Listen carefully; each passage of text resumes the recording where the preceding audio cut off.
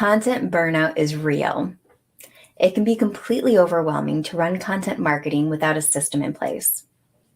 With so many moving pieces, it's impossible to keep the content engine running smoothly without a project management plan in place. I recently interviewed Erin Balsa, and she explained her project management process for me. And now I'm sharing that interview with you. Yes, you. So stay tuned. We're about to get started. Hello and welcome to Tiny Marketing. I'm Sarah Noel Block and I teach small marketing departments that are tired of feeling overwhelmed and under-resourced how to build and manage an effective and efficient marketing strategy that works for them. You get expert marketing advice from someone who's been there, done that. Get ready, it's time to dig in. Right. Hey Erin, thank you so much for joining me today. Hey Sarah, thanks for inviting me to chat. I'm happy to be here.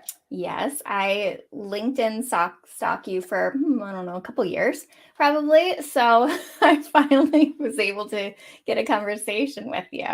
Thank God for social media. I'm a big fan of social media stalking as well. So, hey. Yeah. I pretty much talk at people until they notice me. and then I make them be friends with me. Love it. It's a good strategy. It's obviously working. Can you, for anybody who's not stalking you right now, can you introduce yourself to the audience? Absolutely. I'm Erin Balsa. I live just south of Boston, and I am founder and chief picky editor at Erin Balsa Content Marketing. And I work with B2B SaaS companies who really need to give their content a complete overhaul, whether that means it's boring, it is not getting enough, action. So content is designed to make selling easier, but a lot of content doesn't do that. It just kind of dies a slow death on the internet. And I am here to breathe mouth-to-mouth resuscitation into dead content. I love that. And we're going to get into the content research piece because you are really big on original research. And I can see why, because I took your course and I'm like, yeah, that makes a ton of sense. You get longer legs with that original research. But first I want to talk about project management. So, yay, project management. So I can't remember which podcast I was listening to on. You were a guest. It was, but you were talking a lot about project management and your process with your internal team. I think you called it your internal agency. So I wanted to talk a little bit about that.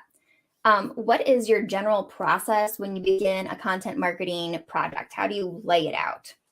Are we talking specifically about reports? Because it's a kind of different beast than a smaller, so anything. Anything. Okay.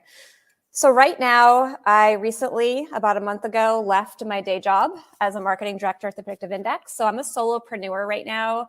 So I am going to not tell you how I'm currently doing things because it's not necessarily the same way I was doing things when I was managing a 10-person team. Mm-hmm. So if I'm managing a team, I live and die by project management software. I remember back in the day when I was trying to manage content on a Google Sheet. And to this day, I still work with some clients that are managing content on a Google Sheet. And these are big businesses, companies making $50 million a year, $75 million a year. These companies need to be getting onto project management software, which is what I try to advise them. Because, content has so many moving pieces. Reports are at the high end of that scale. My project management template for a report has, you saw it, you bought my course. It has about 100 different steps.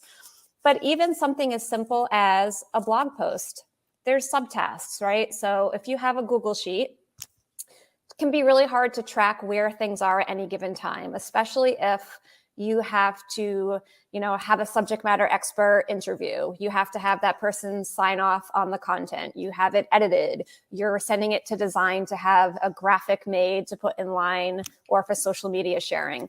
A blog post can have all these different moving pieces, and that can easily get lost when you're using a Google Sheet. So with project management software, you can have your task, you can have your subtasks, and you can create a template so that it's super easy just to recreate that. And you always know that you have that little mini checklist built right into the task. So I live and die by project management software, and I try to get all my clients to adopt it too.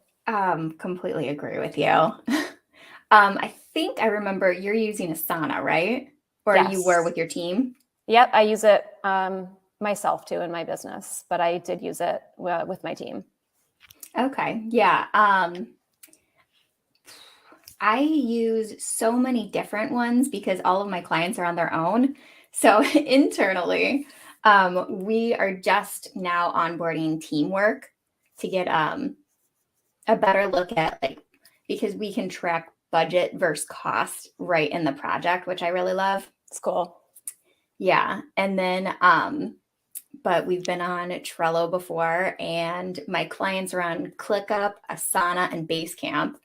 So I've dabbled in every single platform I think that exists out there. Totally. And over the years at an agency, we've used Airtable and a bunch of different things. The one I haven't used that I'm dying to use is Monday. I hear so many good things about Monday. Yes. So hopefully, I will get a chance to use that in the future.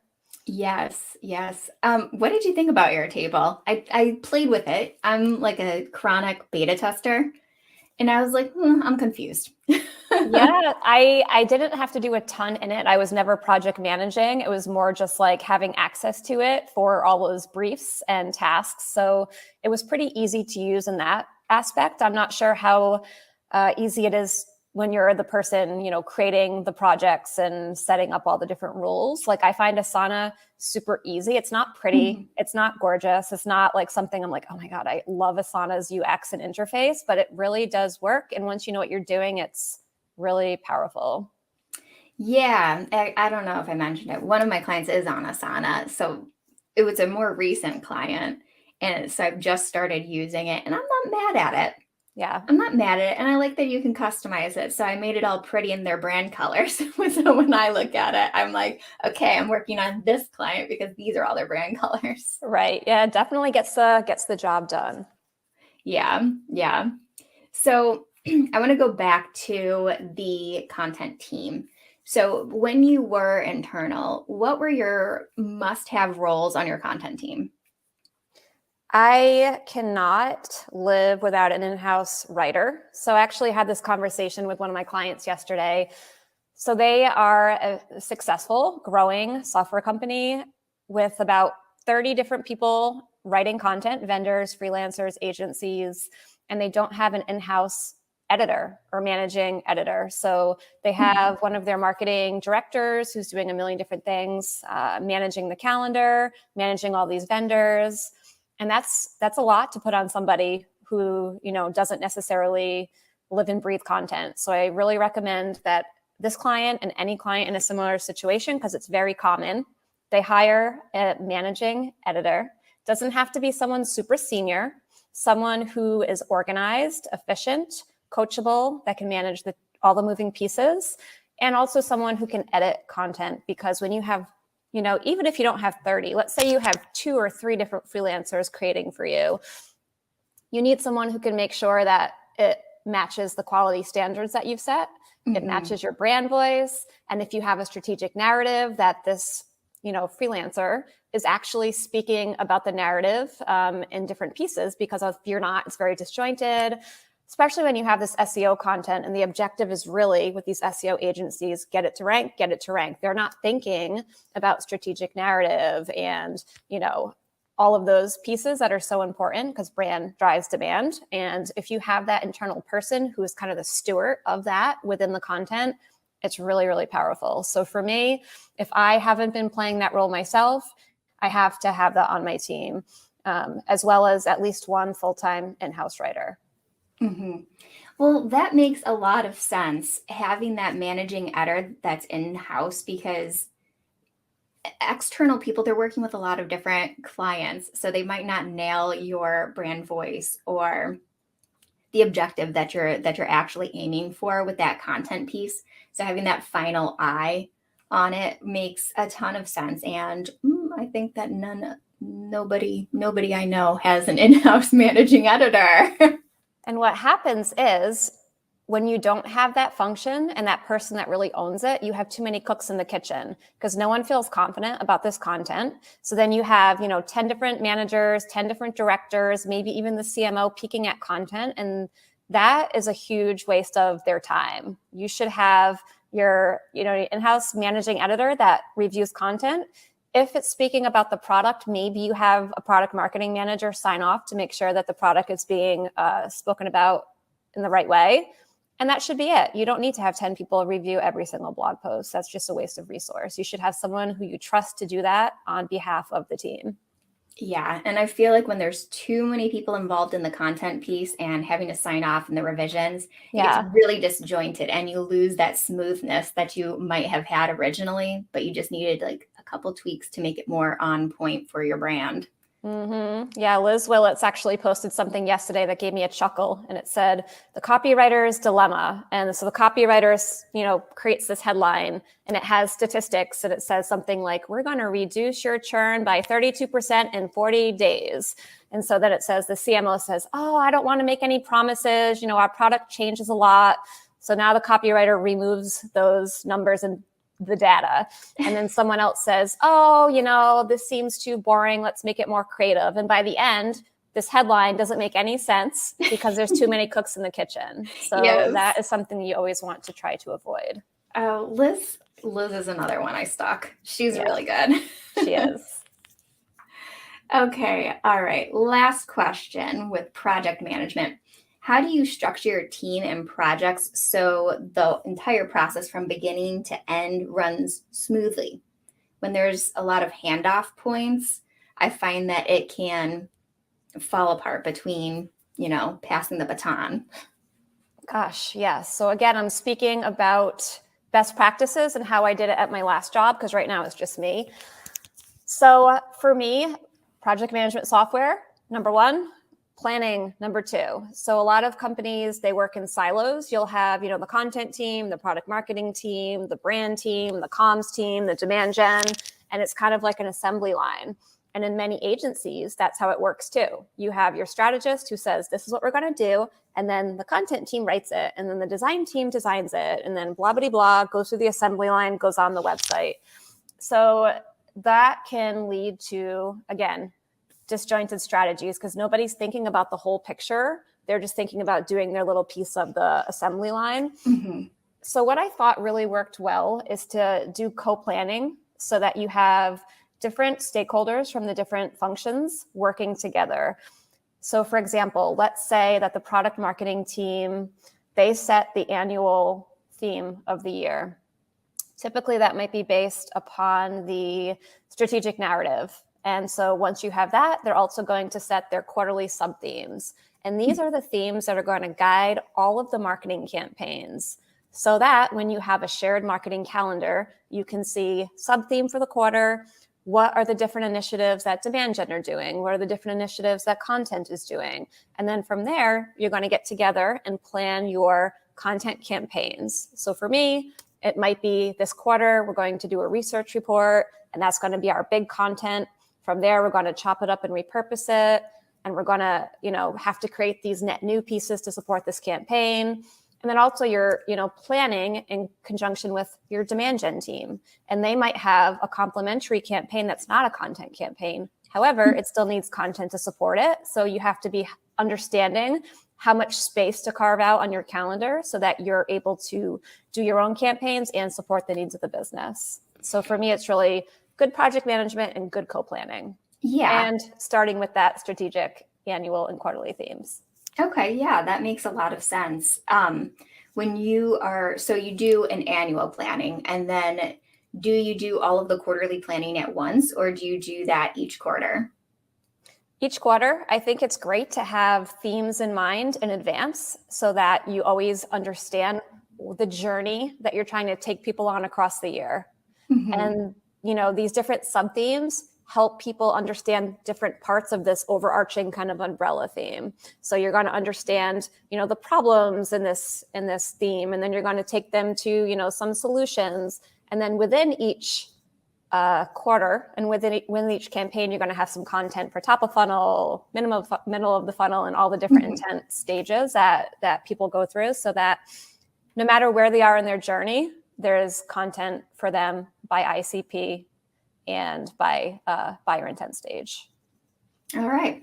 Brilliant. And I'm glad you brought up content research because that will be our next topic. Great. Before we wrap up this conversation, can you explain how people can work with you, where they can find you online, anything you're working on? Yeah, so I'm the only Erin Balsa on LinkedIn. So Well, that's lucky. convenient. So convenient. So lucky that I married a guy with an unusual last name. So you can search for Erin Balsa and you'll find me on LinkedIn. I also have a website, erinbalsa.com. And on that website, you can access my course. I have one course right now called the Research Report Playbook, and I teach people how to create original research reports that drive leads and demand and thought leadership and act as a tool across the entire funnel, even to support your sales enablement, even to get you speaking engagements and press mentions and backlinks. And it's just such a powerful piece of content. Yes. All right. Thank you so much. And we'll pause right. I hope you enjoyed the interview today. At this point, you should now understand how to structure your content marketing project, what roles you need filled on your content team. By the way, this can be a fractional team. You don't need to hire in-house exclusively.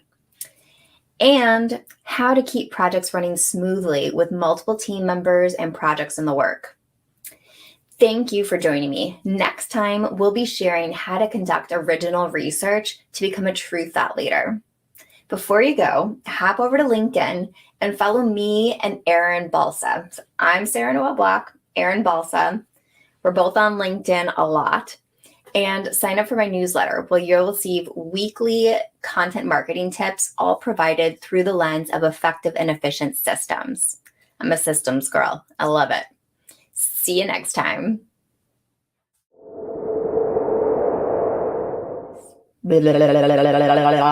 Intro take 2. It can be completely overrunning. Sarah at tinymarketingllc.com. I'm, when you're like, emails get used to your email. So I've been sending my newsletter with hello for so long. I'm worried about changing it because it got used to me sending them. Yeah. Thank you for joining Tiny Marketing. I help tiny marketing departments create consistent content that builds trust with their audience. Book done for you content marketing at sarahnoelblock.com. Don't forget to follow the podcast on your favorite podcast app. And if you're watching this on YouTube or LinkedIn, make sure to hit the subscribe or follow button.